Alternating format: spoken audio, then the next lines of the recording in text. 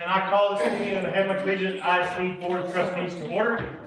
This meeting is being conducted in accordance with the Texas Open Meetings Act and is open to the public.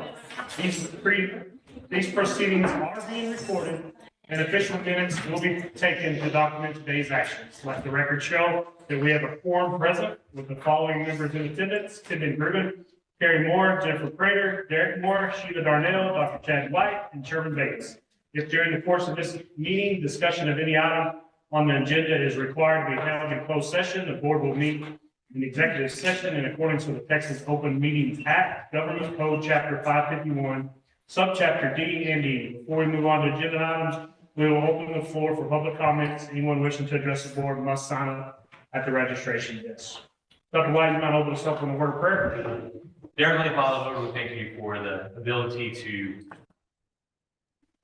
for our small communities to have good schools. We thank you for our teachers, our administrators, our coaches. Lord, we thank you for our students. Lord, we thank you for protection and safety that you provide for us in so many ways. Lord, we pray for wisdom tonight as we make decisions. We are excited to get to see our students here tonight and get to encourage them by hearing of their accomplishments. In Jesus' name we pray. Amen. Amen. I pledge allegiance to the flag of the United States of America and to the republic which stands one nation, indivisible, with liberty and justice for all. Please, anybody sign up for this board? All right, so we will move on to recognitions. So, I'll be here February, it's January. We didn't have a meeting. It's School Board Appreciation Month, so all of you wonderful students can appreciate all of our wonderful school board who volunteer their time to make decisions that are in the best interest of all of our administrators, staff, and all of you students. And so we just are really thankful for each one of you who serve on the school board. It's not an easy task by any means. To take time away from your family, time away from hobbies, time away from everything else that you have your jobs. And so we just really appreciate you all for what you do. This is a proclamation. I won't read it. I will let you all read it. But really, again, just thank you so much. So all of you students, you see any of these wonderful school board members in your time, tell them thank you, because everything that we do for the district, they're here on your behalf, advocating for you all, making sure that Hamlin Collegiate can be the best school district possible. So let's give them a round of applause.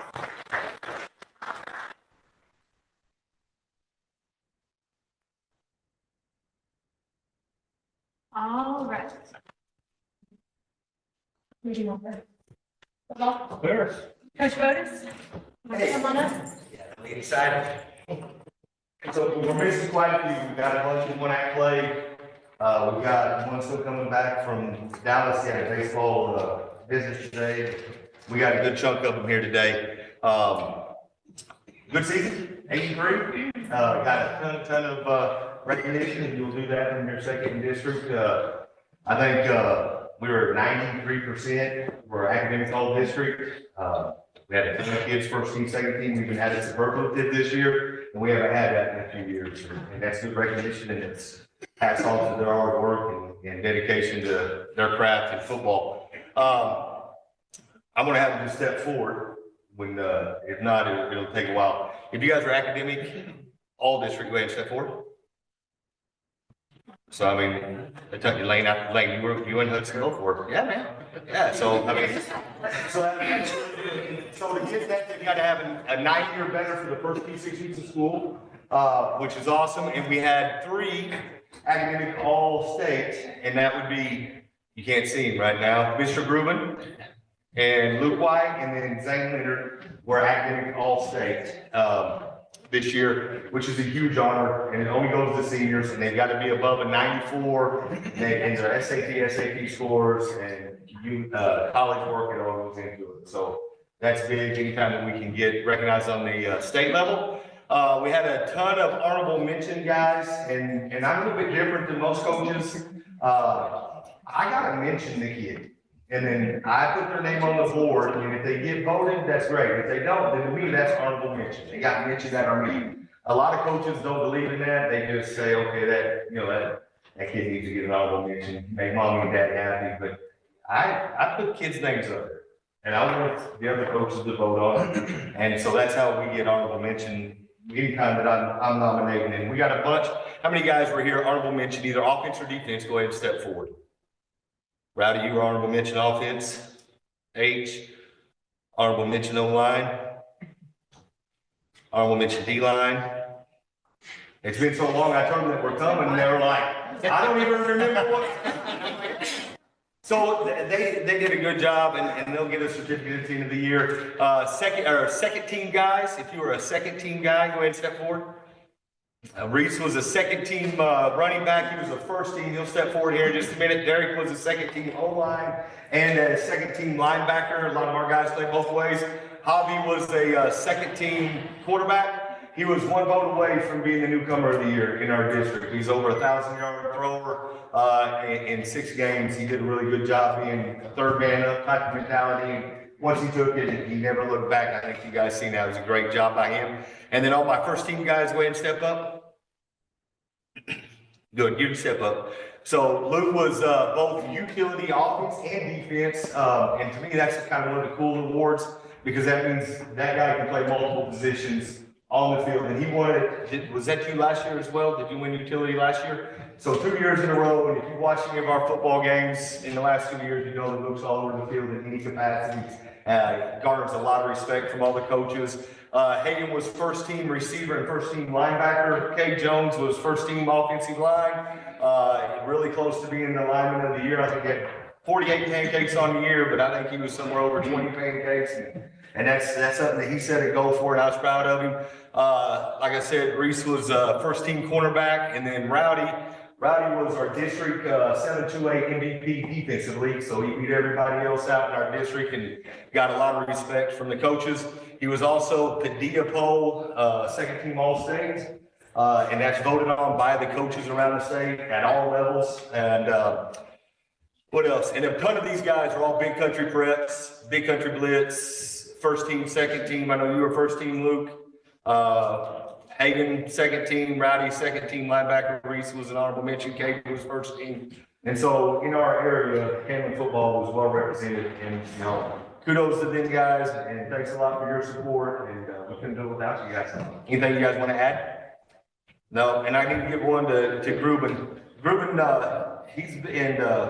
been our True Grit guy. He's won the Big Country Preps True Grit for the last couple of years. This year, Zane Leonard won the True Grit. But he was voted on by our coaches in our district as an honorary coach for Hamlin. I think if you guys watched him on the sideline, he was probably one of the most energetic people, and you can still see him in the gym. He's the first one up off the bench, and that's tough for a kiddo like Ruben. And I've talked about it many times on our coaches show.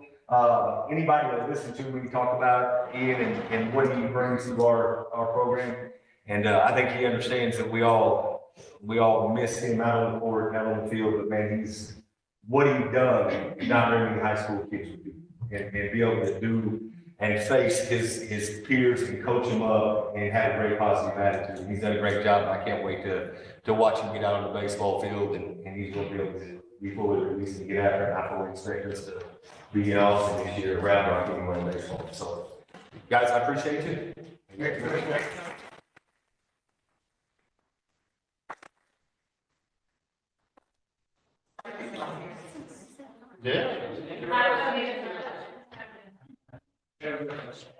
Derek's gonna be on the back row. Punch that, Derek. Come on.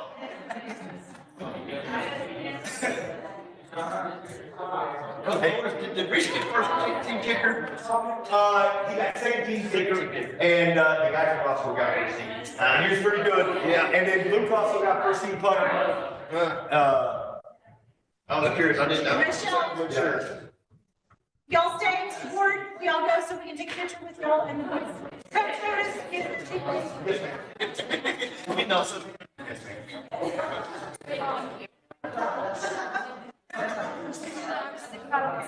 He's the shortest kid. I don't know who it is. You We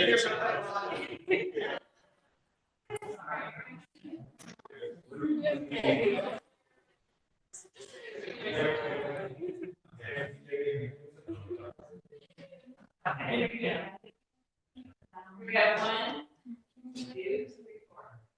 I got 4.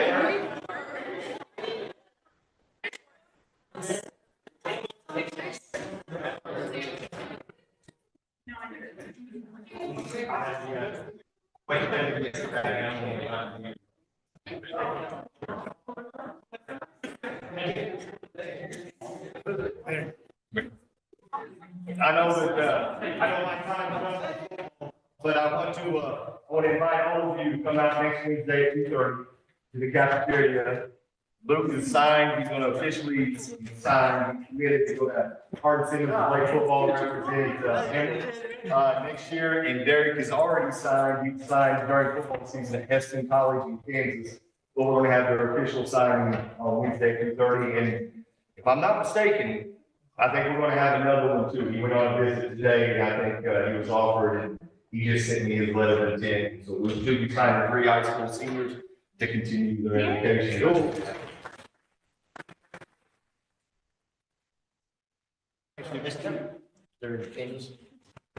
All you, Coach Gonzalez.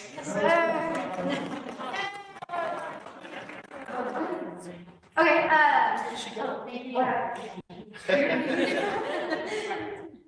anyways. Before we get started, I just want to introduce you to them all. You probably know them. I have senior Riley Donovan, sophomore Kinsley Rubin, junior Riley Reister, senior Katie Bonds, senior Mariana Lee, junior Jamie Jones, junior Saley Mayer. I'm missing 2, Mia Reyes and RC. We had some emergencies today, couldn't make it. Our season starts right when we know who's on the squad. We start fundraising, and then we move on to cheer camp. And at cheer camp, I think we did pretty well. We had a lot of newbies return back. Kinsley Griffin was one of them. Emma, we had Madison Leonard, McKenna, so a couple of new ones. They were a little bit nervous, but overall we did good. We received the Spirit Sick the last 2 days, which is really good. It's really hard to get. I was a little upset we didn't get it the first day, because that's the hardest day to get it, but they made up for it. We received blue evaluation ribbons, which is pretty tough to get, because by day 2, day 3, your voice is gone, your arms hurt, and your feet hurt. So it's hard just to keep going, it's hard to yell, it's hard to still look good and perform.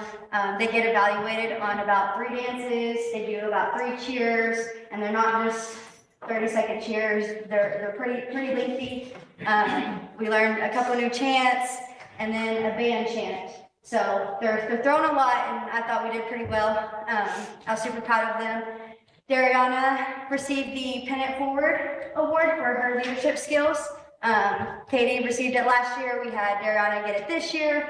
The Pennant Forward Award is where an NCA staff picks a camper and they give them a pin, and then that camper's job is to look the entire 3 days and see who has shown leadership, helped others, and so Dariana received that.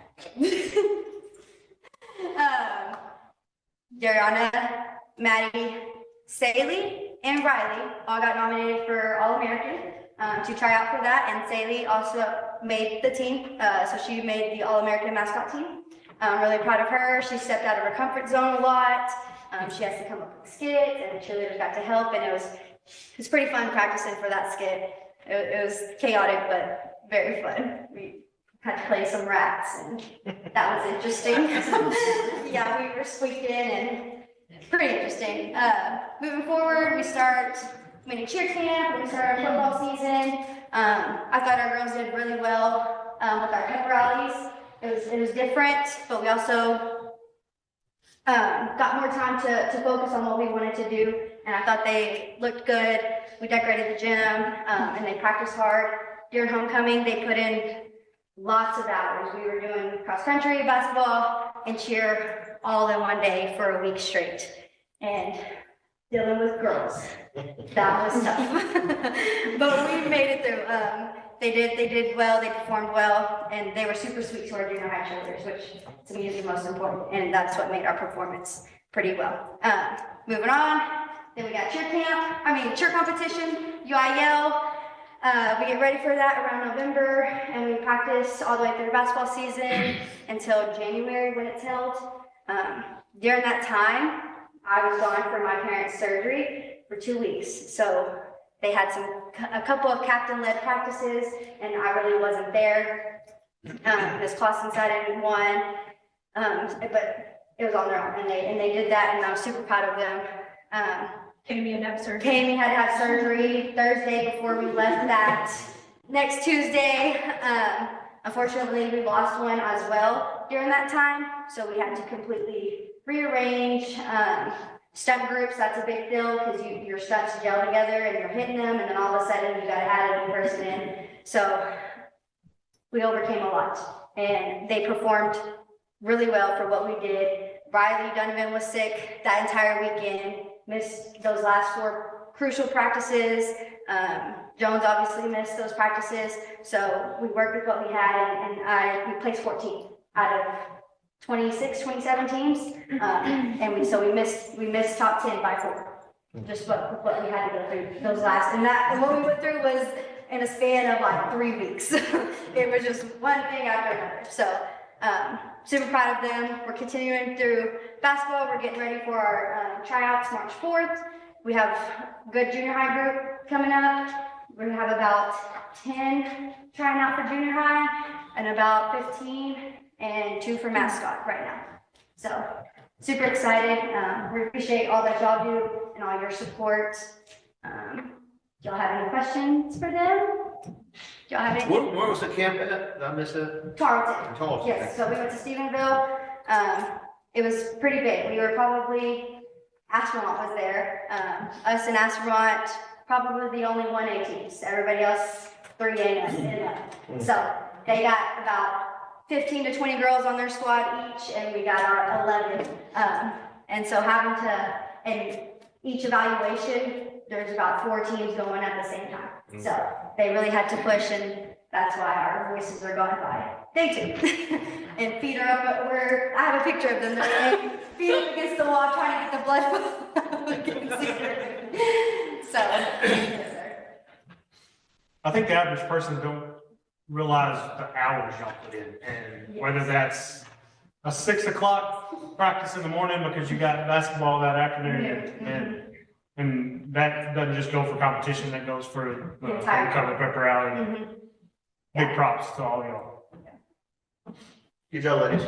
Yeah, we had a daughter that was in that, and the kids working together, you can tell, and especially someone that works with them like you, you're a great asset to that, and that makes a lot of difference, how they respond. So congratulations to the girls, and we'll say congratulations to you. Thank you for what you do. Good job. Good job.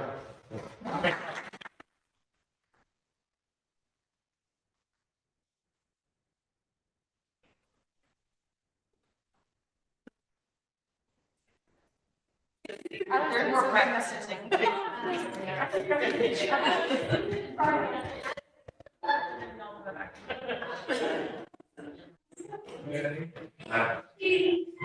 Y'all said y'all listen better to the boys. Come on. We're giggling right now.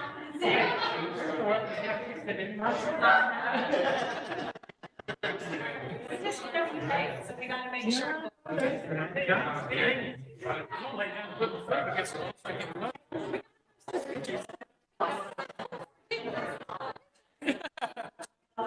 We're pretty.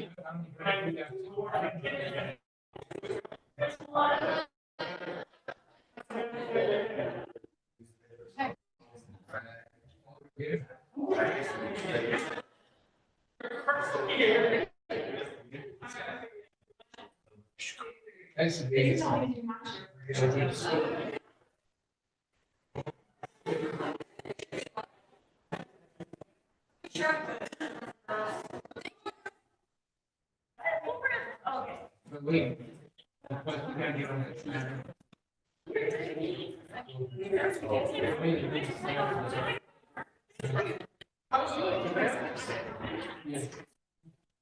Thanks, y'all. Thanks, Chris. Thank you. So nobody else, signed up to address the board, so we will move on to the public hearing. We're gonna open the public hearing for review of the Hamlet Collegiate ISD's 2024-2025 Texas Academic Performance Report. Chris is trying to get the presentation pulled up. Lisa, did they get the link to the taper report or the TAPR report? Okay. And there's a ton of data in this report. But most of it we see and know beforehand. Some of the data is a year old and some of it's a couple of years behind. And so what we get is not really a surprise to us. So go ahead and go to the next slide, please. So just to give you a few highlights on what you might find in our taper report is, first of all, our student performance. We are seeing some growth in the needs and masters area. We're going in the correct direction. So that's a huge win for us. And our students who are continuously enrolled, meaning those students who are here with us all year long, are doing very well. And so that's, when we don't have them here, it's hard to educate them, but those students who are here all year long, our teachers are doing a good job educating them and helping them be successful. At elementary, we had a great rate in the approaches for math and reading especially. And we can tell that our 3 through 6 teachers and the younger teachers are doing a good job of having some strong foundations, literally the strong foundations. Implementation is helping the elementary quite a bit. Some success at the high school, we had success in biology, 91% approaches, which means that they passed, and 73% were meets, which means they're on grade level, and 9% achieved masters. In U.S. history on our end of the course, we had 93% that approached, 68% met, and 37% achieved masters. So those are some of the highlights from this report. Like I said, there's tons of data, and you can dig into everything, but those are the highlights. On the next slide, what we know and what we've been working toward is moving away from just approaches, just passing. We want to make sure our students are on grade level. And so that's what we're still trying to achieve is trying to attain those meets and masters, getting those scores up. And that's definitely a priority in our district. We have the Strong Foundations Implementation Grant and the PLC grant, and especially elementary. I know that they meet weekly. Teachers are in there every week, working on lesson planning, looking at data. It's a lot of work, and some of you board members have sat in or are seeing the PLC room and know that there's a lot of work that goes in those sessions every week. And then at 7th and 8th grade, like I said, this data, we've known about it for a while. So 7th and 8th grade this year, Ms. Mendrell put a intervention period in place for those students that the reading teacher and the math teacher control those students every day. And so that's helping increase those scores in the 7th and 8th grade math and reading. Does anyone have any questions? There was a lot of this. There was a lot. We went through it and it took you a long, pretty good while to go through it, but did you see anything in there that concerned you? I have some highlighted areas as well. One of the things on are our emergent bilingual students, those students who don't speak English as a first language. And so that's one thing that we get scored on pretty heavily on our accountability. And I think they're making progress. Our special education students are showing some growth. And so I think there's some promising data in there, but there's always data that we can improve on. Overall, it looked good. I think so. I think it's definitely on an upward from what we've been experiencing in the last few years, and it feels good. It feels good for the accountability at the elementary school to improve and almost be a B. That's a lot of work on that campus, and it's, you can see the work is making a difference and what our students are performing and makes us all feel better, for sure. The emergent bilinguals are just difficult because we don't have bilingual teachers. It's a growing population for Hamlin. And so giving teachers the tools of how to work with students that English is not their first language. And then also our special ed population like doubled. And so that high school, for instance, we have 5 special education paraprofessionals. And we have 2 teachers now. And so last year we only had 1 teacher and 3 paraprofessionals. So that's a lot. That's because that number is just, we've seen a lot more students move into our area that receive special education services. So for teachers too, how can we best support them to make sure those students are supported? So we saw that with the emergent bilingual population and then also population. So those are 2 areas that we're trying to figure out how to best support them too. Danny, you might not know this, what's the percentage that's continuously enrolled versus non-continuously enrolled? Just number wise, like how many of our students are not continuously enrolled? We have a pretty, we have a pretty mobile population, don't we? There are a lot of moves in and out from other schools.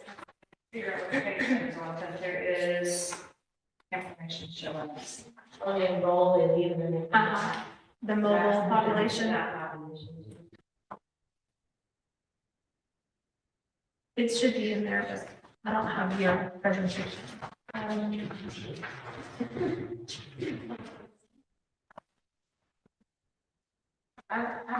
almost certain I've seen that, but I can't pull it right now. I don't know. I just wondered because it's. Can you guess 10%, 20%? I mean, It's probably the mobile population moving in and out is probably about 17%. I think that's what I was thinking, like 17-18% that are mobile. So then you. Is it higher with the RV parks coming in? We haven't really gotten a lot of kids with RV parks.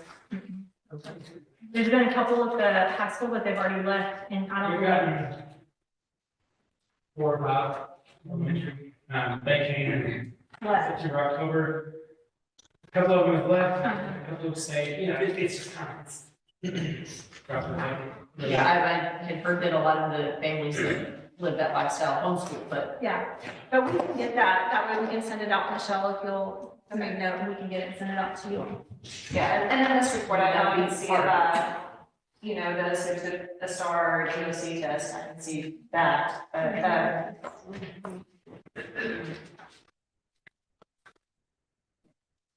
We'll just have to. I just wondered, I mean, that's, in my head, that's a hard transition for any kid, jumping around from school to school or situation to situation. So on this report here, for the, like I said, for the students who took a STAR test, so that would be anywhere 3rd grade, math, reading, science, social studies, there were 67% who are continuously enrolled. So It's really but good. that's just those students who are in the STAR area. And they have to be here 1 year to be continuously enrolled after, so 2 years basically, to be considered continuously.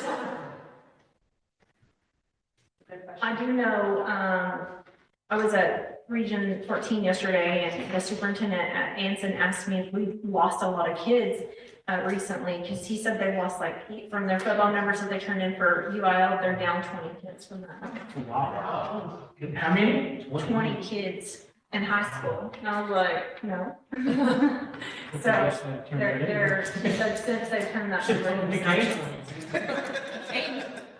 Anyway, so I'm curious where they're going. Thank you, ma'am. Thank you, ma'am. Thank you.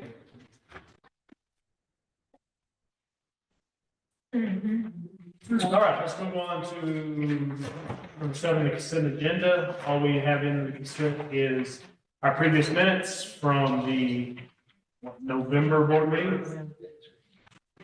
So, take it, you've read through those, any adjustments or corrections to those minutes? If not, I will entertain a motion to approve. I'm moving approve the consent agenda as presented. I'll second. Motion made by Derek, seconded by Jennifer. All in favor of that motion, signify with the right hand. So.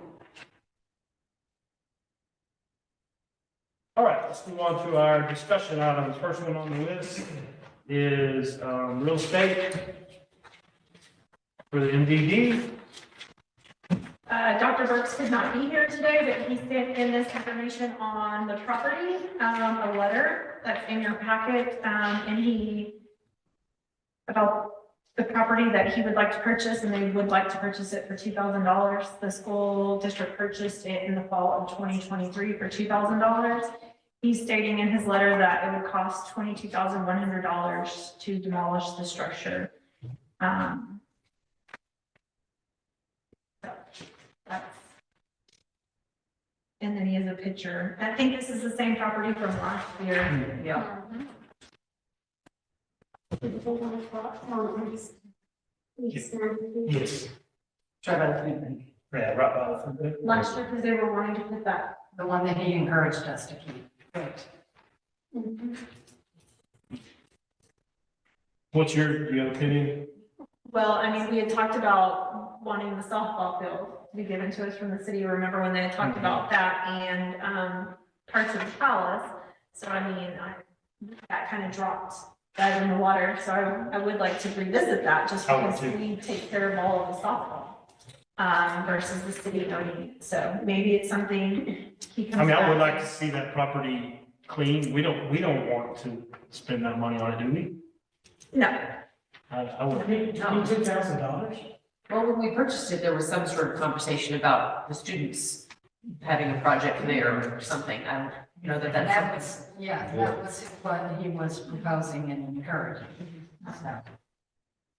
So I agree. I'm not. I mean, I think it's got more value than it did I agree on a that. year ago, but I'm not sure that. But I do want to revisit the softball field, and if we're gonna do this, let's get the softball field exchanged as well, and then might even visit about the gym. Yeah, exactly. Okay, any other discussion on that? All right, we'll move on to Coach Philly. I will reach out to him. Okay, thank you. Yes, sir?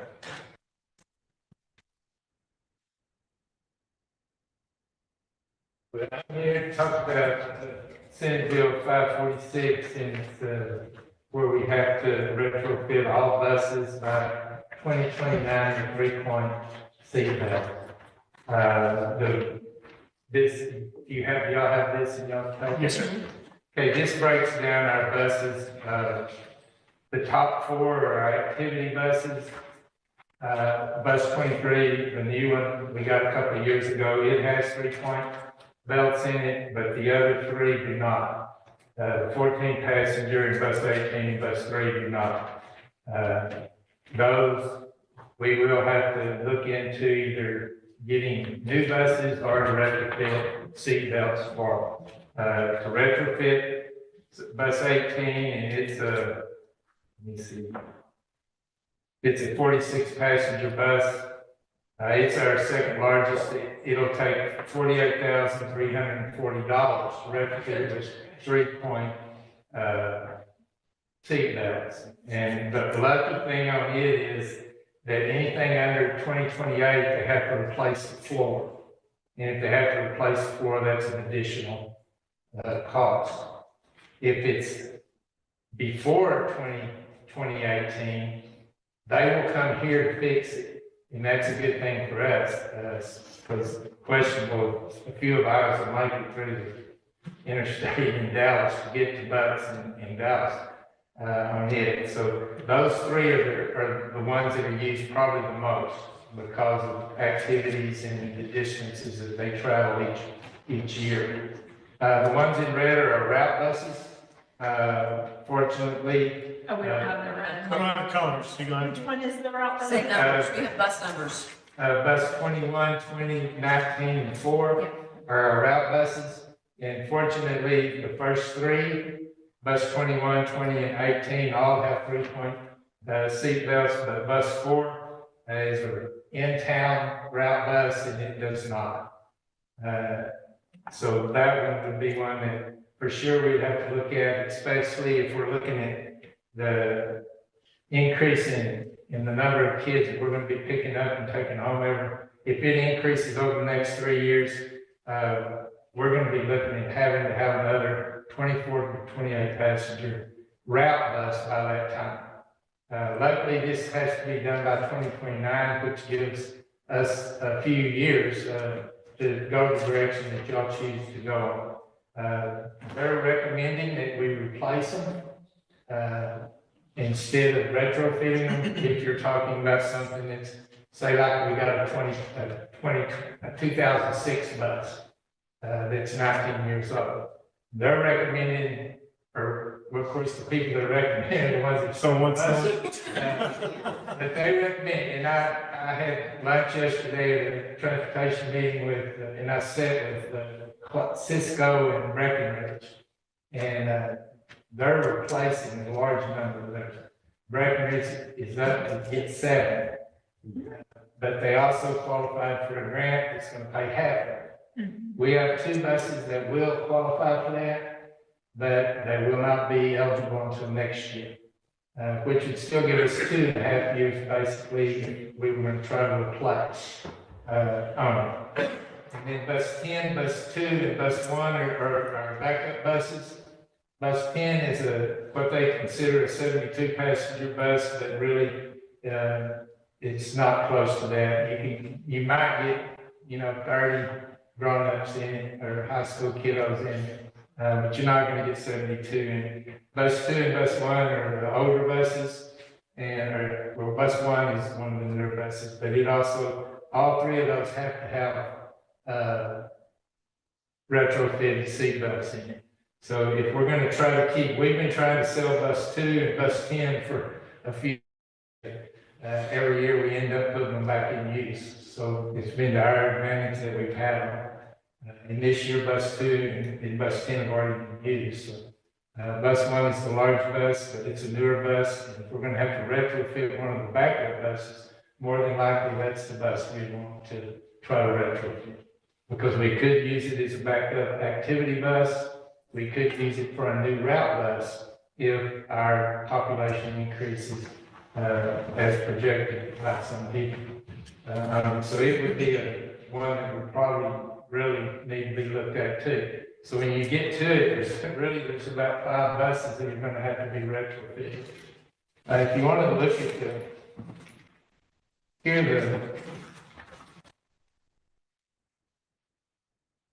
bus or the ones that we got, I also borrowed some from Breckenridge, so I didn't have to get another one. These are the quotes that they gave us to retrofit the buses that we have, and those are the ones on your paper that shows that they need to be retrofitted by 2021. What y'all have to do is decide for us on the other one is Senate Bill 546 page. Number 3 is it has to be determined if we're going to try to replace them by new buses or if we're going to end up having to retrofit it, and then we have to give them a projected price, total price of what the retrofit would be. And you can see on your paper, if we did just activity buses, it'd be about $100,833. The route bus would be $31,800 plus. The backup bus is $91,236 and change.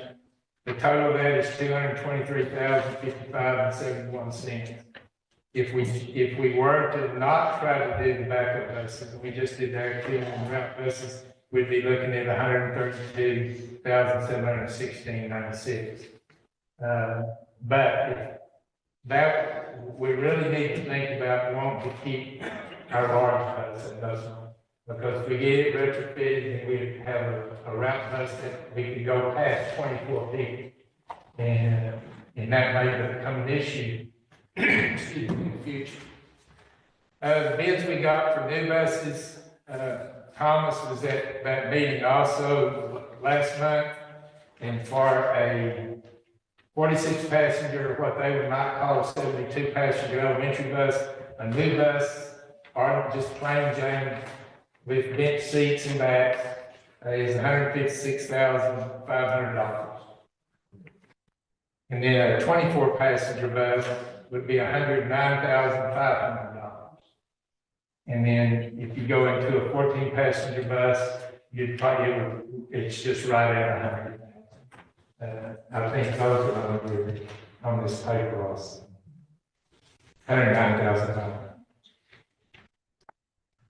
So that's where we're at, and there's no decision that has to be made today, but we have to turn this in by May, the end of May. It has to be put into state and of what we're going to do. Now, once we get all of it done and all the i's are dotted, t's are crossed, we will qualify for grant money for this if they go forward with this.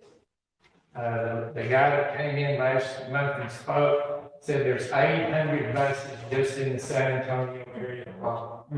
It's going to have to be retrofitted or replaced. Of course, the dealers are hoping they replace, but the bud's hoping everybody retrofits. If we're on the back in 2029, there's no way we'll get it. So we'll take it next month as an action item, but that's why we brought Coach Billy, so y'all can ask him any questions, but our recommendation, Coach Billy and I, we meet every day. When I see Coach Billy, I know it's dollar signs. Is that we obviously, yeah, today you didn't, is that we don't have the money to do this, and we put in for the waiver, and next year we put in to try and get at least one bus, a grant for the 2 buses, and then we look at trying to budget for that for next year. We put in for something this year, but we didn't qualify. We didn't qualify, and that was a slip up. It was just, it's our oldest bus, and it should have qualified, but it has to be in route 2 years, and it has to be registered 2 years, and for some reason, somehow, it wasn't registered. So it's been sitting, gathering dust and cobwebs for a couple of years. But we do use it just so we can say it's been en route, like to go out to the ag ends or something like that. So how quick does our financial outlook look better? They say that we'll start getting taxes in a year on the Enron. So if we choose to replace instead of fix, does that change the like trade-in value that with those buses hardly be worth anything because they don't have seatbelts? That's going to become the problem, trading them in, no one's going to want them because they're going to have to put $30,000. Right. Like, it'd be great if we could get a new, say, activity bus, get another 48 passenger activity bus. There were 3 points, but our second bus does not have seatbelts in it, so you're looking at $38,000. And I don't think what they would offer you would just probably be enough to cover their retrofit. So it'd be better to trade it back into, say, the Tyler or Bluebird than it would be to try to sell it out. I don't think anybody would buy it. Yeah. So what's the goal? What's the goal of total passengers that we want to haul? We want to transport in these buses, like, yes, like if we were to say, how many buses of this would you need the bigger buses we need to transport the students that we have?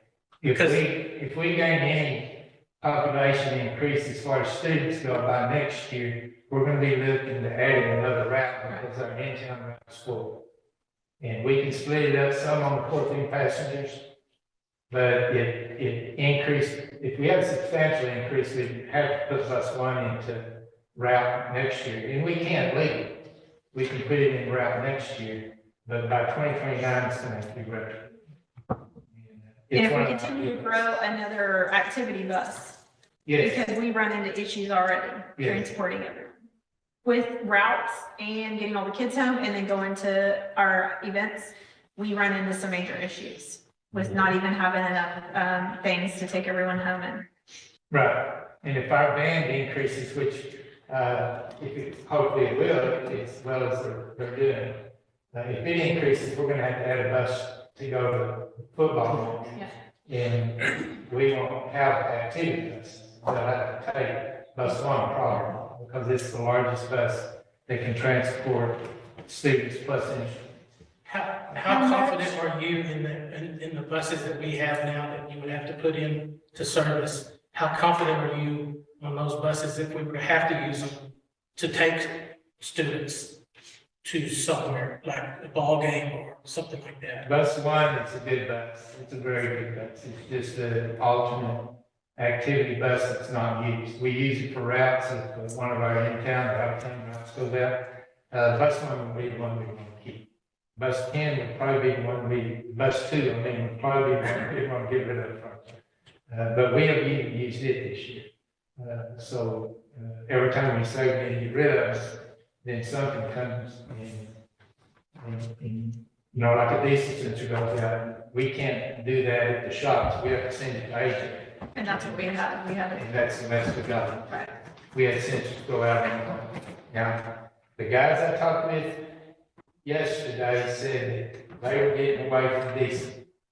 They're going back to a large gasoline powered bus instead of diesel because they're just being censored out. I mean, there's so many sensors on those diesel engines that they just seem to be staying in the shop more than they are on the road. And they'll be cheaper. They'll be cheaper than the diesel. But when you're talking, 150,000, it might be 130,000. And all of this is so changed because if it does become a situation where everyone's going to get retrofitted, the price is probably going to go up.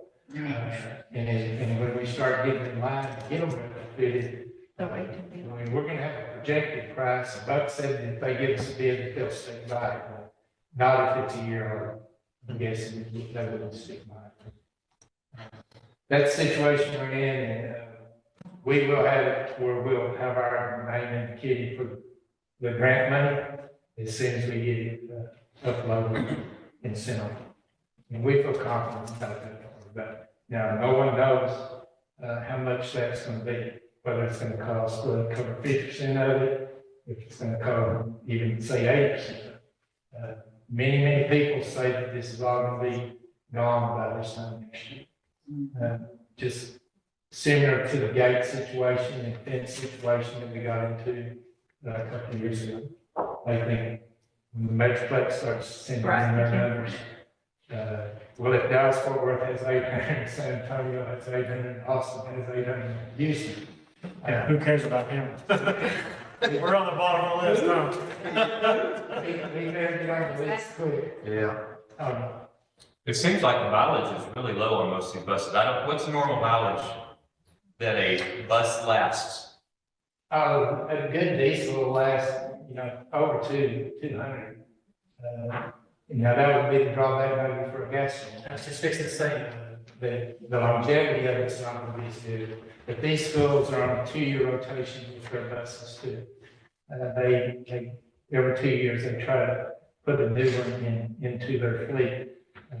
So they can take a gasoline engine and hopefully in 15 years, 12 years, be on the road and be able to rotate it out. We may not be in that situation.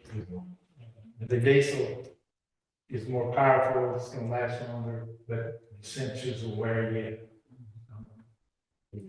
But, we put in a lot of mileage, depending on what district we get. If we go back to Rawls and Lubbock area, we're going to put a lot of miles on our activity. Goldwood. We don't get off that, we stop that. thank you, sir. Yeah. Are you men need all of us? My life does not in other words. Would the trade-in value be better sooner rather than later if we chose to do something earlier instead of waiting till 2029?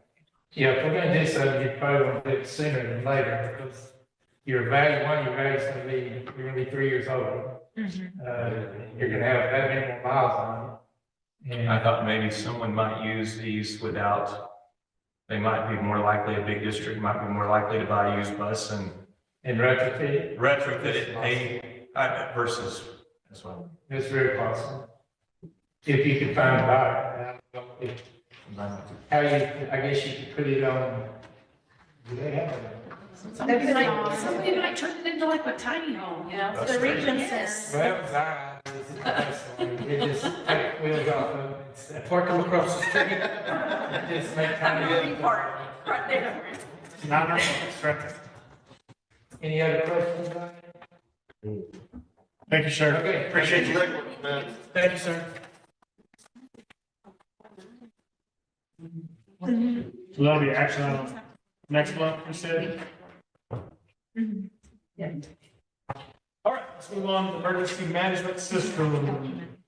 Campbell. I've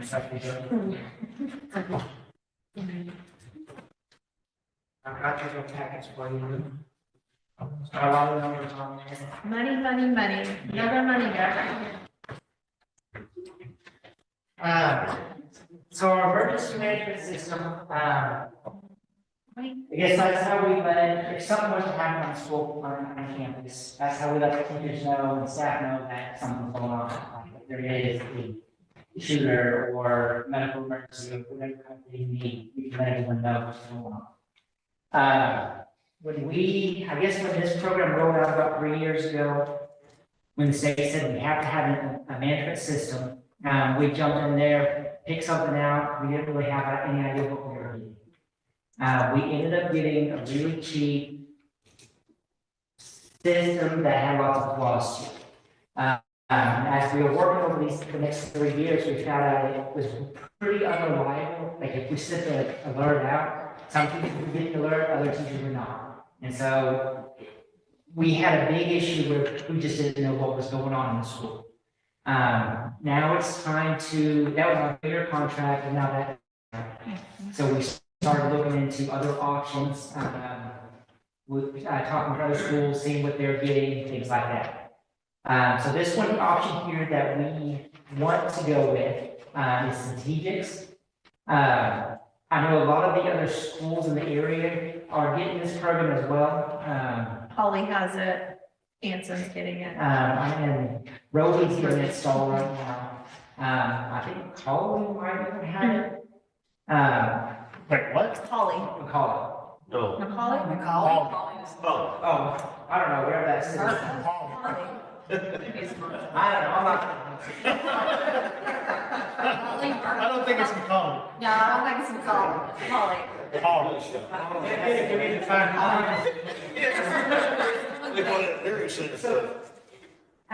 think the biggest thing that I like about this one is the redundancy that this system has. The one we have now only sends out a message to an app on your phone. And that phone makes always let you know what's going on. With this system here, you'll have that noise on your phone. You'll have strobe in every single classrooms and the hallways that are in a certain color depending on what the emergency is. We'll have each of the teacher's computer screens it'll take over the screen, let them know, hey, we're in a lockdown. So teachers can visually see that. The announcements, the PA system will take over and say, hey, it's an emergency. So there's like, 4 or 5 different options in there to let us know what's going on. The other thing is there's also redundancy with its communication system. So right now with ours, it only communicates over that cell tower to let the system know, hey, something's happening. With this system here, it'll be internet primary, so it'll send it out over our internet, and it'll be cell tower secondary. So it's got 2 ways of communication to make sure it gets out to everyone that needs to be there. We have them come out to the leadership team and they demonstrated everything. We looked at some other companies, but this was the company. So also too, Chris didn't mention, he probably is, but it comes with the lanyard, so a beeper. So it's right here. So that's where the teacher activates and everybody will have one. And before on Raptors, what we currently use, and it's on your cell phone. And the problem is, what if you don't have your cell phone? Take time to upload, it doesn't work all the time, so. You'd have to log in, get your password, if you Right. don't know it, it can take time Yeah. to set that alarm off. But with the new one, right, it's a badge, you click the button and it sets it off. So you press, depending on when you're in an emergency, you just press a lot, and then like a fight, different things, but it also tracks you. So they can immediately pull up where you're at. And so like if you had an intruder or anything, then you know that general area where it was hit.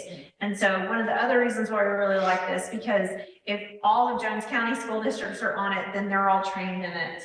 We're all on the same system. And so the officials, when Joey went for safety and stuff, they really recommended that too, just for usage. And then they'll also train our local police to utilize this. So we have a monthly safety meeting with administrators Chris and Joey and the police. And so Chief Strong also really recommends strategic too. But we liked also the colors, because if you can't hear, let's say if they cut the PA, because there's all different things, but you can see the colors and see the different things, and the different colors mean different stuff, so. When you activate that, does it go to the Police. police station? Yes. To the police Yes. and all of that? Yes. Everything's activated? Mhm. It is all activated. And they were saying we could tie in like Jones, the sheriff and everything in it. Yeah, our goal would be to do the sheriff of Jones County, all the police departments in town sharing this, like, Anson will be, they get it ours as well. And then they would actually get a map on their phone of exactly what classroom it was set up in. So when they're coming on their way, they know which door they need to be coming in, rather than coming in the front door and trying to figure out what's going on. And they'll train all the staff, they'll train everyone with it and work with Chris, because there is some technical stuff. It's like little boxes and things that have to be installed. It's wireless, but like the boxes and stuff. So when we all met as a leadership team, that's what the leadership team definitely recommends. We think it would be a great investment for the district. So it's a 5-year cost? Yes. Okay. Oh, So have a safety grant. So it's a 5-year cost, is a $50,000 worth of equipment that's going to be installed, and then your yearly rate is going to be about $20,000. So after this 5 years, it's going to only be $20,000 a year. Money, that's great. Yes, we do have a safety grant that will cover this entire bill. But after the safety grant runs out, we don't. So that's why we won, because it was so much, because it's not broken down by year. That's why we wanted to discuss it with you all, so you all could see it and approve it. I mean, because it's a big amount, but two, afterwards, you're still gonna have to be having that reoccurring cost. Because how much do we pay for Raptor? Right now, we're paying $8,000 a year. So do you see it's a little bit, So it will be 20,000 a year. after the 5 years. Don't inflate. Well, I'm sure everything's inflated. 22,000. Who replaces the lanyards when? They do. Yes. We get some, and then they'll continue to replace. So like even substitutes, that was another thing we liked. Even substitutes would have the badges and stuff. Like right now, they don't have Raptor or anything like that, but they'll replace all of that. And they come in and train. They'll replace the equipment. They train Chris on equipment As too. batteries die in some of this equipment, like the strobes, they just send us a new one, or they come and replace it themselves, so we don't have to put more money in. I mean, it's like any other technology. What if the technology increases or updates or whatever? They do all of that. Okay. Mhm. And software updates, whatnot, you know. They handle on their end, and then they also will work with Chris. Yes. But they handle all of that stuff. And they'll come in and troubleshoot if anything isn't working. So, and we like it because sometimes our phones don't work, here a lot. And so that way it's two-pronged. So if like the tower's down, then they can still get access to it. I like the idea of the lights and how it comes over the computers. Yeah. And to me, if it's about safety and going that steps like that for our kids, I'm all for it. Because it's nerve-wracking about Raptor. We were in a leadership meeting at the high school and a teacher accidentally hit Raptor. We didn't know, so it put us in a lockdown. And so, but like Morgan was there trying to get in and she couldn't get in because it locks you out a lot. And so that's when we started to talk like Raptor may not be the best thing. Because if you're really in an emergency, who has time to be doing that? And with this system, you don't have to. I'd forget my password if I was. Oh, yeah, so it's pretty nerve wracking when you're trying to do it, and the teachers in an emergency, all they have to do is just press, so like a fight, anything, I mean, there's different buttons to press for different things, so. Thanks, Chris. Do Do we get to vote on this? Later, it's an action. It'll be an action item later. Yeah. Thank you, Chris. Thank Thank you, you. Chris. Thank you. All right, so let's move on to action items. We'll move through these kind of quickly. The first one is considered approval for ordering the general election for Saturday, May 2nd, 2026. Any questions there? If not, I'll entertain that motion to order that. I move to call for a general election for the purpose of electing board members to those expiring terms that outlined in Education Code 11.059 and School Board Policy Local to be held on May 2nd, 2026. Motion made by Carrie, seconded by Sheila. All in favor of that, by the right hand? 7-0. All right, action item 2. Consider and approve the Hamlin Collegiate ISD audit for the fiscal year ending August 31st, 2025. You remember, we couldn't finish out that until we had some final numbers, and those numbers are in now, so we just need to approve that audit. I move to approve the HCISD's financial audit for fiscal year 2025 as presented. I second. Motion made by Sheila, seconded by Dr. White. All in favor of that motion, signify with the right hand. 7-0. All right, action item 3 is what Chris was just talking about. Any more discussion there? I assume sounds like that's what we want to do. Any other comments or discussion? If not, I will entertain that motion. I approve the Centegix contract for the district's emergency management system. Second. Motion made by Carrie, seconded by Sharon. All in favor of that motion, signify with the right hand. 7-0. All right, action item 4, approve adoption or opt out of Senate Bill 11.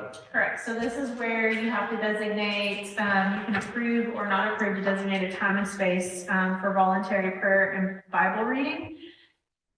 I will tell you, no one is voting for it. The reason why is we can not get to choose what religion or what they read or what space or what time. They could say for 5 hours, they could say, and so it's just too contentious because you're opening up you're opening up for a lot.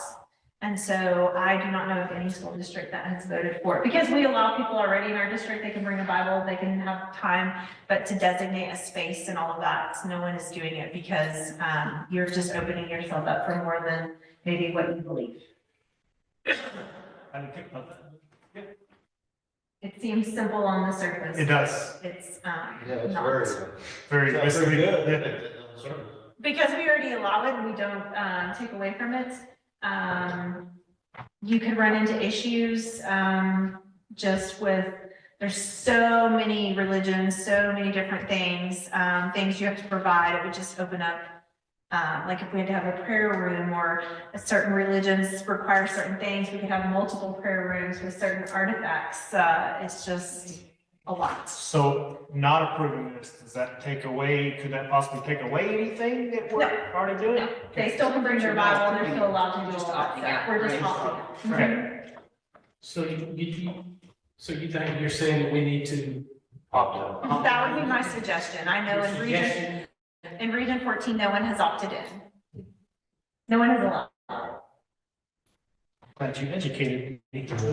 Not seeing how that was going that way. But it It's makes been a sense. big thing on superintendent chats and no one has opted in just because, especially in the larger districts, it's a major concern Yeah. because think about, you have a lot. Different. And so, Didn't they have that Frisco ISD? Was that, did I see that this last month? correct. It's, and it could just be a lot, especially like for admin to monitor, staff would have to monitor it. I mean, at the elementary school, if you have it, you would have to have it supervised more than not. I mean, it just creates a lot. We in this district don't ever take away if a kid would want that, on their own to read their Bible or do any of that stuff. So since we already allow it, we're not taking anything. So if we opt out, we're not changing anything. No. No, we're just opting out of this particular bill, this law. Any other questions? If not, I will entertain that motion.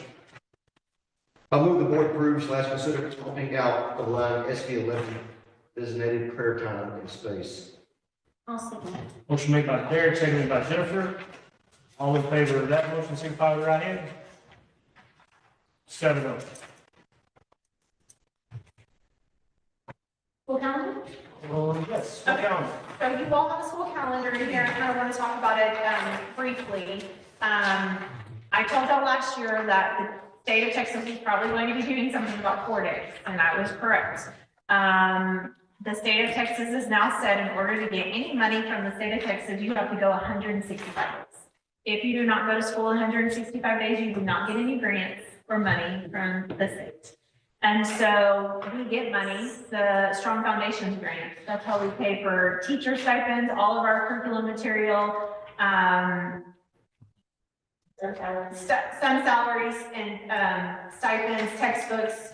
That's how we paid for all of that in the last several years. So if we do not go to school 165 days, then we are not eligible. So we applied for the LIP grant, which is along with Strong Foundations. It helps pay for curriculum as well as training salaries. So we received it. We just found out, 2 weeks ago. So it's a 3-year grant. The first year we're going to get so we either go 165 days or we don't have the money. Well, we're gonna go 165 days. Is that just instruction?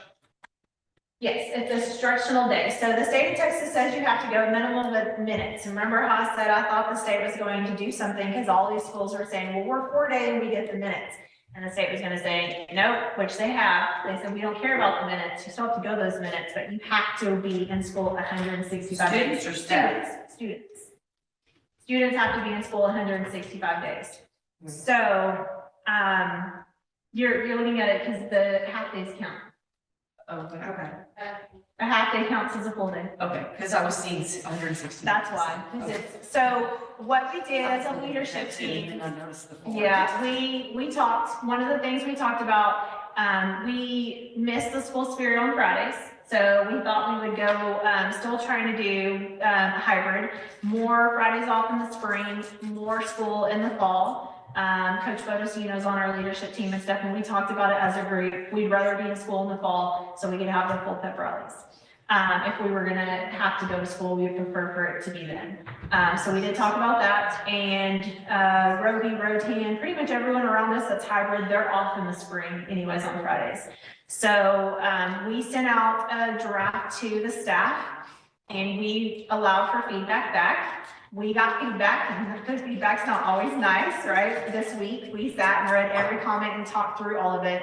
And so we revised the calendar to listen to teachers. I wanted to keep time the same, instructional time, because I didn't want to change. We changed last year. I didn't want to change again for next year. I felt like that was fine because teachers always say they need more time. A longer day to me is okay. Teachers did not feel that way. That was pretty much a lot of the feedback we got. Like we had one person who commented 5 times. So you have to take that into account. So we did listen though, and even though I wanted the continuity, I decided, as a group, we decided we would shorten the school day. And then we would shorten teachers' hours, so they're not here as long. So we listened to that. A lot of people didn't understand they wanted to be a true 4-day. Well, we never were 4-day, we were hybrid. What were some other complaints y'all can think of? We had half days in there because I still wanted to do the professional development, which is what we've been doing. But teachers didn't like the half days. We also wanted to move those to the middle of the week to. On Wednesday, right. You know, there were several concerns that may not. Right. Cause interruptions. Some of the other, time was the biggest thing. They wanted to be a 4-day. Anyway, so we sent out a fact sheet. We changed the calendar to really try and maximize and listen to what teachers had to say. What we were trying to do every month was still give a weekend off, a 3-day to, teachers are tired. We still kept the half day in September on the 23rd because that's going to be, early release for kids, but it's going to be teacher parent conferences right after the report card. We feel like that's incredibly important. That's the first time, a lot of, the 23rd of September. So we kept that one in particular. We do have a Friday off in October, but that's our bye football game. That's why we chose that particular Friday off. And then, so pretty much in the fall, you see we're going to school. So we're here on pep rallies. We'll have that school spirit. The elementary can come over. And then if you see in January, that's where you start to see Fridays off. On the 4th of March, it's a half day moving into spring break because we're not at school on that particular one, because the teachers will have given benchmark tests and they'll have half a day to start creating their time for their STAR boot camp for when they come back from spring break. And then in April, you see we're not off. It's pretty much every other. That's because we're STAR testing and we have to have a window to make sure we have kids here for makeups. And so that's why like that's strategic with our bad weather makeup days. And so we try to accommodate, but I do not want to not go 165 days. There are school districts who are gonna give away that money because they want to not go 165 days. We are not in a position to do that. I think that's crazy, but that's on them. So we try to give the best of both worlds, but because we reduced our minutes, we now only have 2 days of cushion, correct? So with the extra minutes, we had like 7 days, but because we're going to go 8 to 345, 350, 8 to 350, it only allows us for 2 extra days. So like when we were out for the cold weather, we would have to use all of our bad weather makeup days. That's what I'm saying. And that's what a lot of people don't understand why we bank minutes. And so we have extra so we don't have to use like the bad weather makeup days. But we heard and we understand. So teachers now will have to come to work 7:45 to 4:05. See, we talk so much, I have to look at them because like, what do we say? What do we say? So that way it's better for the teachers as well, the staff. Any questions on that? So we just wanted y'all to see and know our thought process. We were very, very thoughtful in it. Really, for teachers and students, we want to do what's best and we appreciate their feedback. I mean, we have great feedback and hard feedback is good feedback to think about as a leadership team and make changes.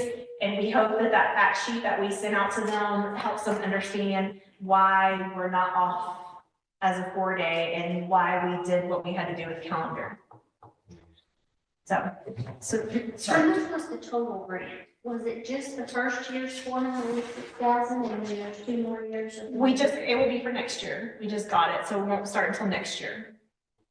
We are in a current grant right now. That was a different grant. The new grant we got, yes, for 1 year is $486,000. And then to answer your question, the second year, they'll allot another amount of money, but they haven't disclosed that yet. And then the same thing will be for the third disbursement. It'll be less and less each year. Now, mind you, this money goes to your provider. Remember, you don't get all of that because a percentage.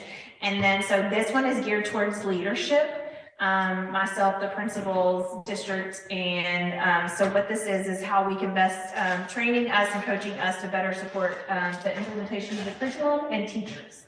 So coaching teachers, that's what this particular one is. So I will be a part of this grant since I supervise the principals. And like looking at your master schedule, looking at systems district-wide and campus-wide to best support students and staff. And so this can help pay for admin salaries, still curriculum, all sorts of trainings, professional development, things like that. We'll end up having, after we take the money for the provider, because this time around, they asked us to pay them 70% of what we received. Mm-hmm. So we're gonna end up with about $145,000 of that for 1 year. This current grant that we're in, we have to pay the approved providers 50% of each grant that we received. And if y'all would recall, I think we got $675,000 from the grant that we're in right now. So it sounds like a lot of money, but at the end of the day, the providers take on the majority. Yes. Did you see an increase in people, teachers feedback? And you said you got a lot of feedback, did you see that increasing from times before? Yes, I think so. I think more voice. I think we had 21 responses. And it was anonymous. It was anonymous, which it always is, but one person responded 5 times. The only reason why we know is because they said firstly, secondly, third, fourth, fifth, like each. If not, we would have thought it was 21 different people. And we want it, I mean, you want it anonymous, but you want it so that they can give their voice. Because like I said, yes, although some of it, we do really take that feedback. And we think though, when we sent out the calendar, we said, we listened to your feedback, here are the changes we made. And again, here's another fact sheet explaining why we had to go to this calendar. And then I told both Jacob and Morgan, they really need to speak this up because if teachers are going to talk, it's going to be them first. And so that way they can explain the rationale behind the calendar. But we didn't just want to do the calendar and say, here it is. We wanted to get their input. We thought we had a great calendar until, we were like, oh, okay, we'll make changes. So. Well, you said, I wrote down 3 things, 4-day, that they kind of overarchingly commented on, the 4-day, the time, the professional development. What was the general consensus about time that they were? That, the longer day, they want the day shortened. If we're going more school days, they don't want to go that long anymore. Is it based on, I don't want to, or is it based on like, my kids don't? They said their kids were too tired. They said the kids were hungry, so then they were hangry. They said, that it was too hard for them. My kids eat lunch at 10:45. I can tell you, as a parent, my 7-year-old would meet those line items. So, I mean, no, it wasn't for them, it was the kid based. Because 10 minutes to me doesn't do much for that. Well, we were going 7:45 before, 7:45 before, 25 minutes shorter a day is what we will be doing next year. And pretty much everyone said then that it's full days too long, because we would have banked 7 extra days if we would have kept that time. Is there a reason we went to an 8 a.m. start instead of? Yes, because even was better, but also athletic wise, I'm just saying for sports, it gives kids more time to get dressed and have breakfast and then to be in first period and not be late. So we were looking at a kid point of view to not be as rushed, to be able to get into school. And that's been an issue. Yes, and it was an issue this year, so we did take that into account. That's why we did the 8 o'clock start. Because then like they could stop practice at 7:45, get dressed, go and be there at 8. Is 15 minutes enough to feed anybody that comes to breakfast? Oh, On yeah. both campuses? At high school, definitely. On both Yeah, campuses? This year our cafeteria staff has breakfast ready at 7:20 when the buses get here. Because those are most of our kids that eat. Yeah. They're on the bus, they're usually eating breakfast. And that'll just be that we'll have I know I have a teacher in there, but we'll have a rotating duty schedule. Probably showing up at 7:30, we'll probably open the cafeteria at 7:30 for breakfast.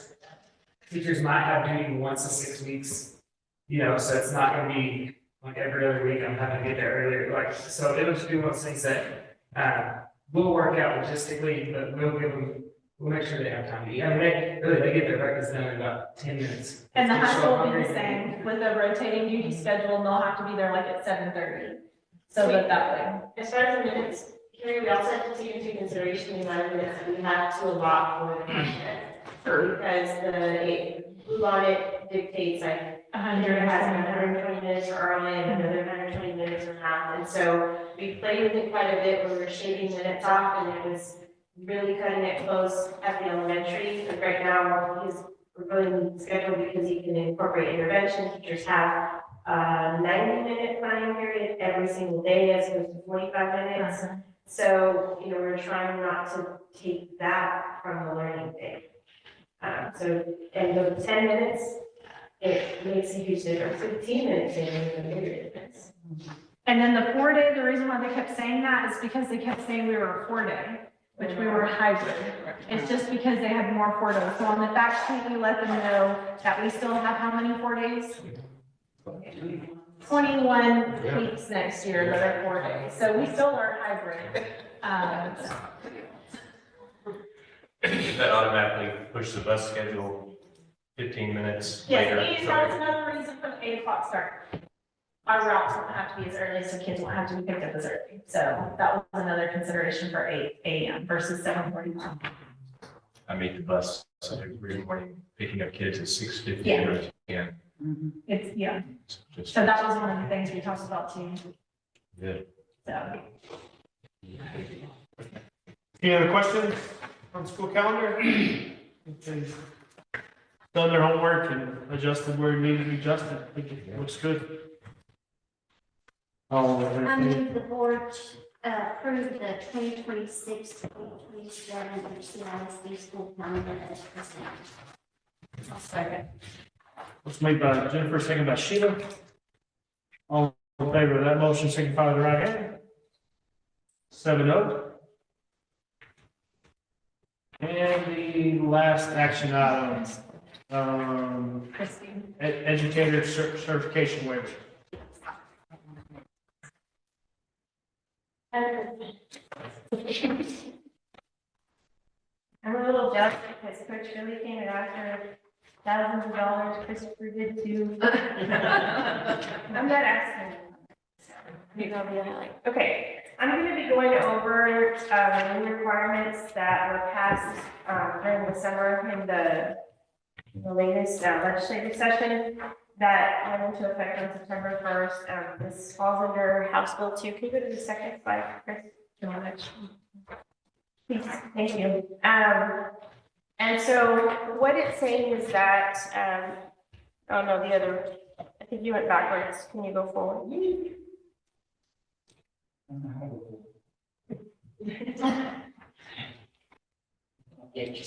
Okay. So we're a district of innovation, and because we're a district of innovation, we've been able to allow ourselves to hire teachers that are not certified. And what the state is now saying is that we are no longer at liberty to do that. So every individual that is to be hired now has to be a fully certified educator. And so what I'm going to talk about today is just kind of give you an overview in regards to how many teachers we have here in our district that currently fall under that non-certified umbrella, and what we're going to do to get there, okay, to get our teachers certified. So Lisa, did you pass that? Okay, so you have some information on there. I've given you the action plan. Can you go to the next slide, please? So basically, how this affects our district is that the limitations are going to be phased in over the next 3 years. And as you can see here, well, let's look at first. Yeah. For this current school year, basically, we're going to be able to maintain like our currently approved DLI plan or District of Innovation plan, which includes the exemptions. And then, but for next year, and I'm not sure if that table is on your handout or not, but for 26-27, the district, we can no longer include our K-5 reading and math teachers under that DOI exemption. I can tell you right now, we have one teacher that falls under that, and she's superb. Trust me, she's fantastic, but unfortunately, she's still working on her certification. The third year for 27-28, the district can no longer include all foundational subject teachers, meaning reading, language, art, reading and English language arts, math, science, and social studies in any of your part of our DOI plan exemption.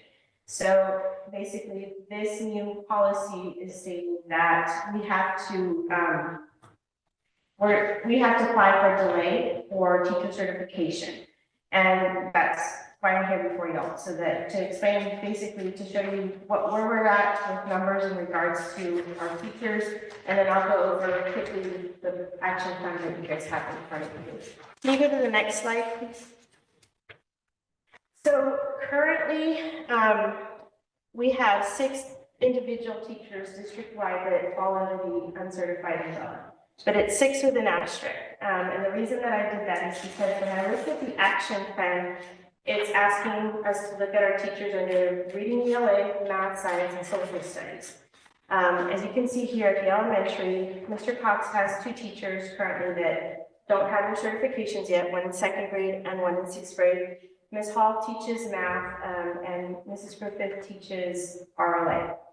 I can tell you that she's started her program, or she's enrolled in her program, and so she's working towards it. Miss Griffith is currently enrolled in her program, and she should be done by this summer. So that'll, hopefully that she meets her timeline.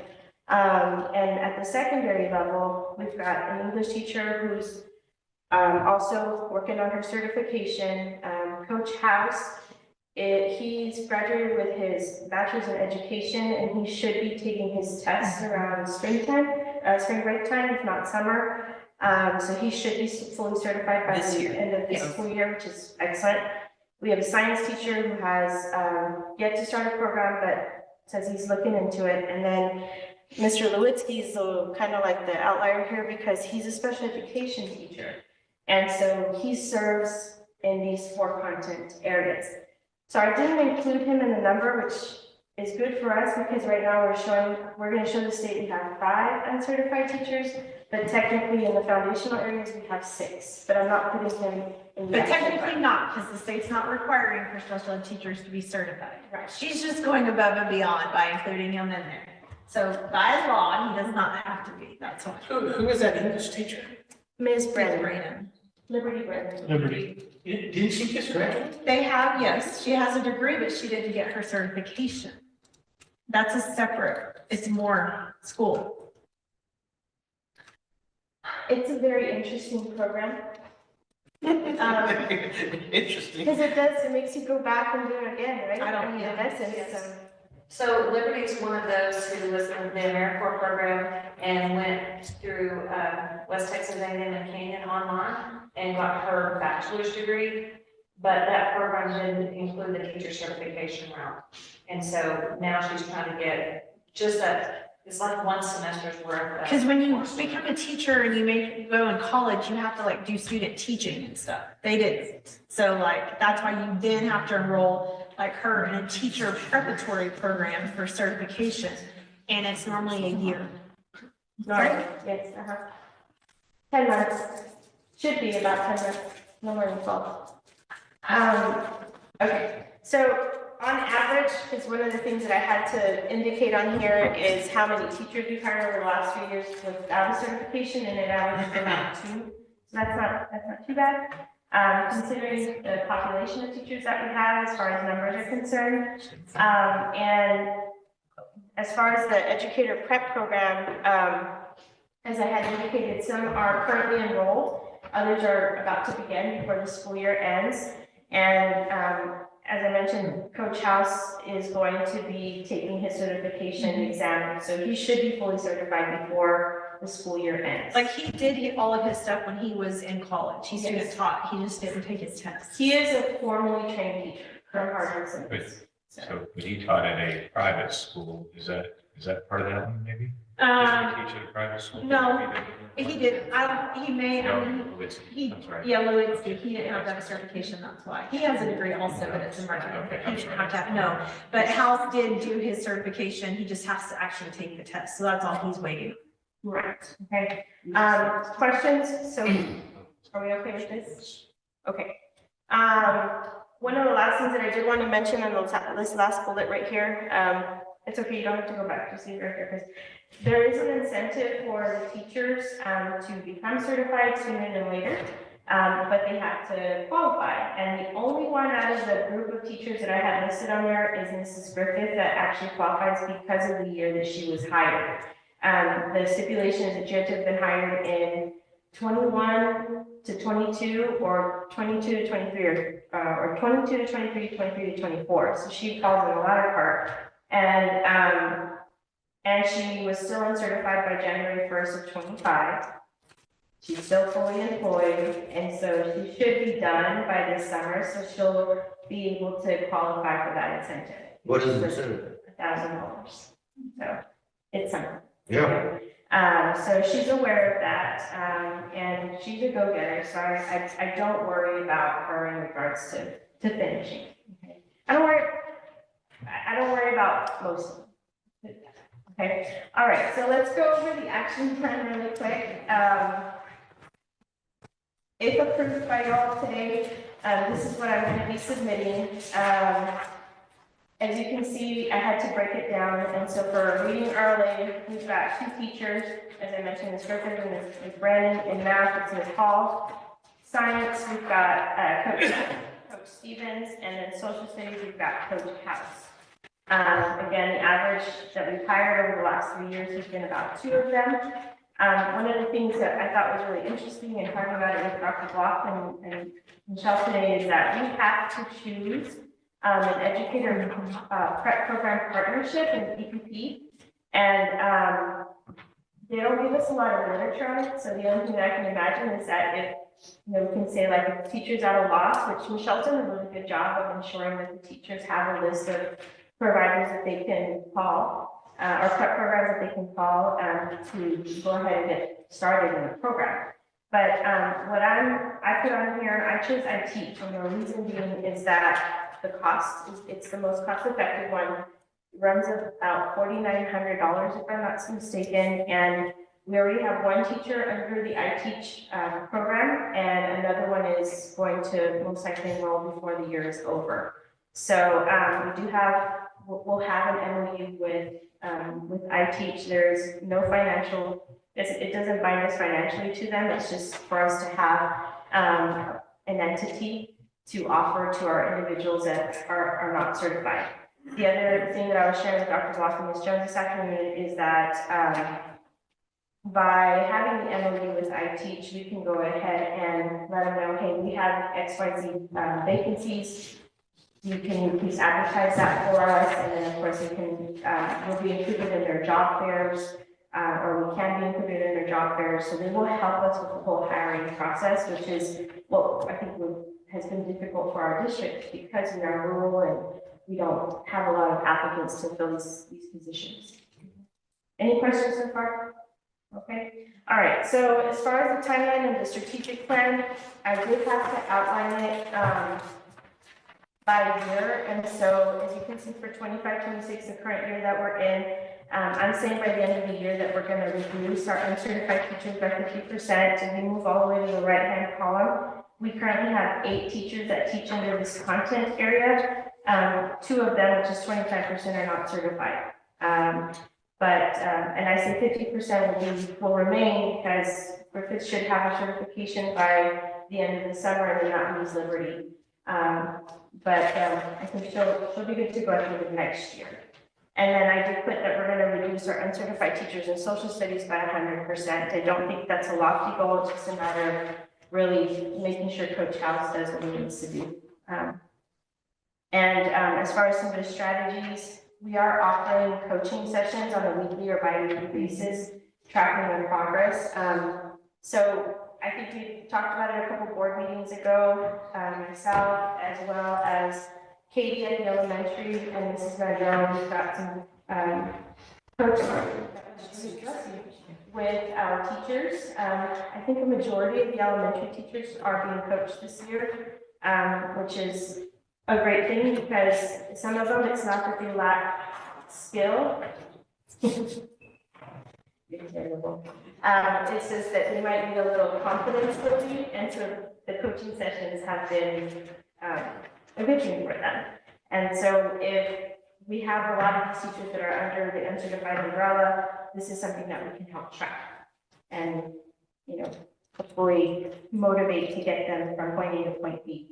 I don't want to read everything to y'all, but as you can see, I did have to outline by year the number of uncertified teachers that we're going to be reducing, some of the strategies. Really, the coaching is going to be something that's going to be impactful. It's already having its positive impact on the teachers, and so I just foresee it continuing in that manner. As far as those were the goals. The strategies, again, this year we'll establish that MOU with the prep program. What I've done is I've gone through and I've created a plan for each of the teachers that I listed earlier.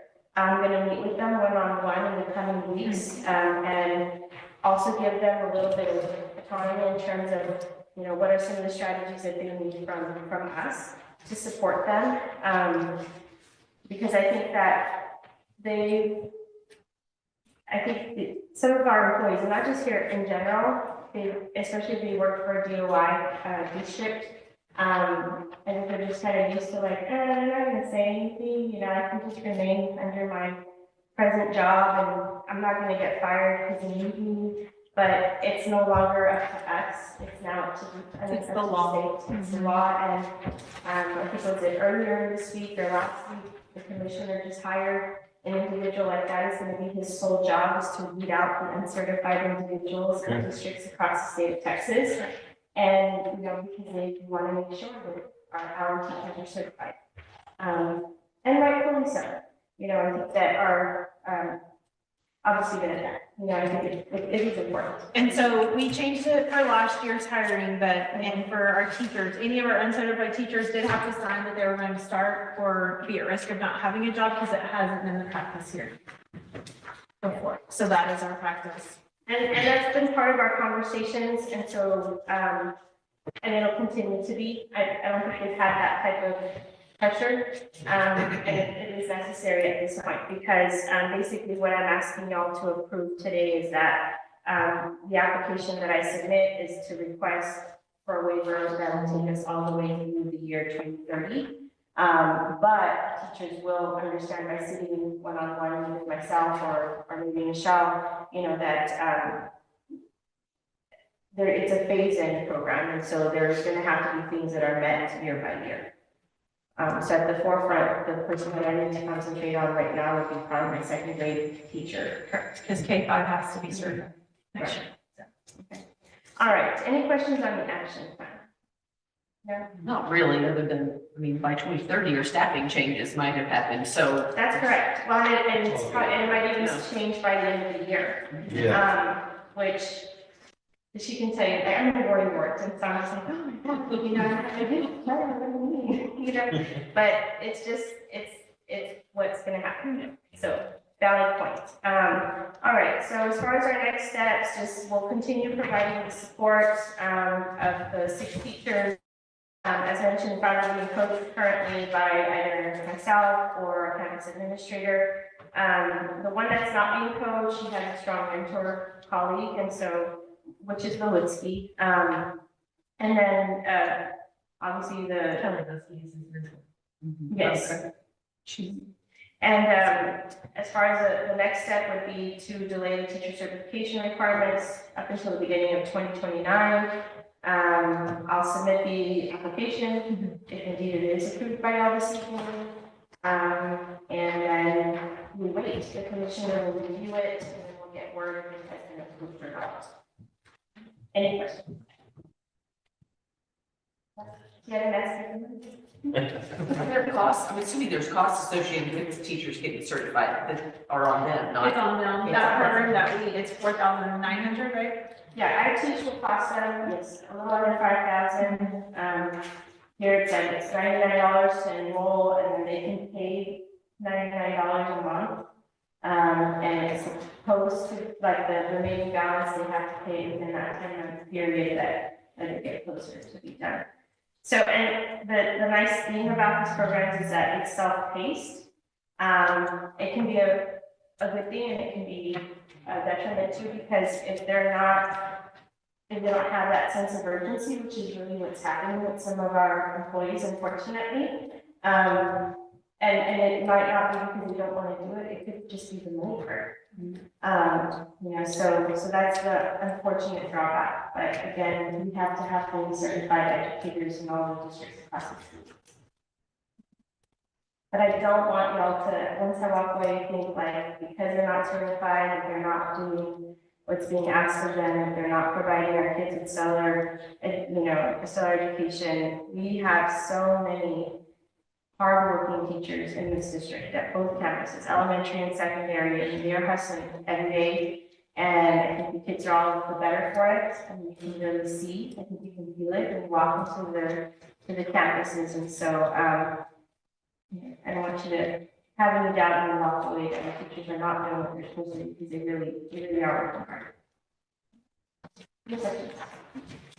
Thank you, Nancy. Thank you. Thank you, ma'am. All right, no other further questions, I'll entertain a motion. I move the board approve the submission of the educator certification waiver as presented. Motion made by Jennifer, seconded by Derek. All in favor of that motion, signify with the right hand. 7-0. All right, that's all our action items. Moving on to the superintendent's report. I don't have anything. We have no resignations right now or new hires. Board meeting date, please, everybody. What is March? March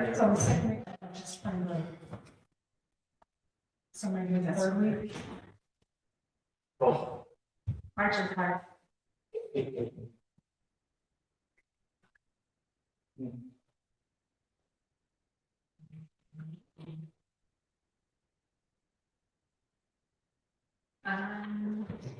It's like March 26th on Thursday.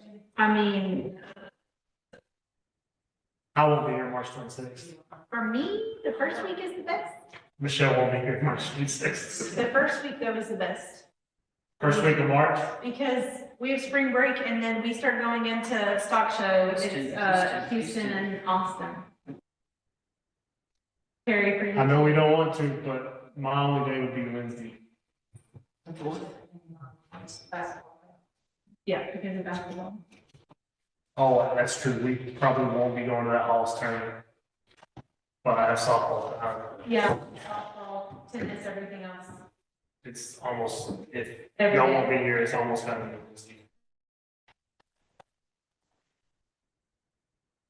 Any other day.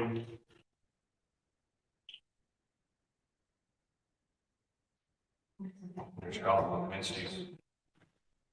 They should be done Time of by that time, yeah. I mean, I don't know, because a lot of people go to town. Here on the board. I'll be in the paper.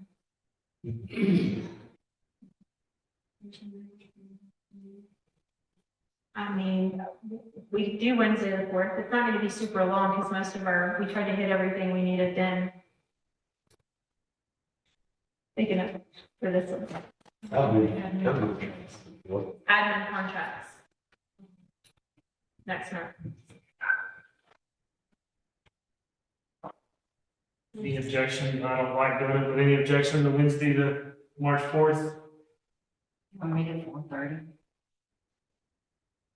Or is that hard on the night? I'm- Business Business hours. Regular Business business hours. hours. Which for the school? Is that school business? Well, that's the tricky part of the law. It's the normal people business hours, because that's what everyone. They close at 3, so when we go at 3. I'm retired now, so. Bank are not normal. I wouldn't make it. So 5. That's fine. Yes, I'm rushing to get here by 5. So. So Wednesday, March. March 5th. 4th, sorry. At 5.